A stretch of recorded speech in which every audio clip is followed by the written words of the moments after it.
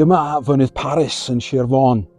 Heddiw mae o'n edrych bron fel tirwedd o'r blaned Fawrth, ond 250 o flynyddoedd yn ôl, hwn oedd mwyngladd y copr mwya'r byd. Cafodd copr ei gloddio yma yn oes yr efydd ac yn ôl pob tebyg yn y cyfnod Rhufeinig hefyd.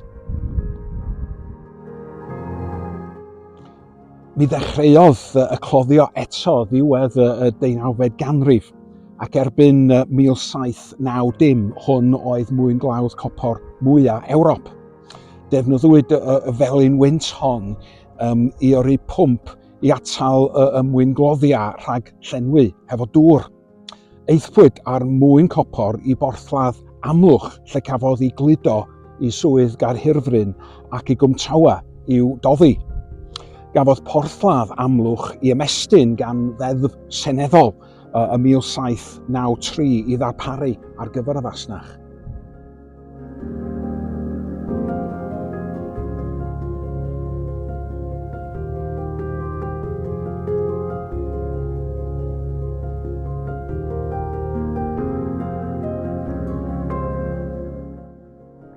Un o'r prif ddefnyddiau ar gyfer y copr oedd gorchuddio crageni llonga'r llynges frenhinol i'w hamddiffyn rhag llyngu'r llongau a'i galluogi i symud yn fwy esmwyth.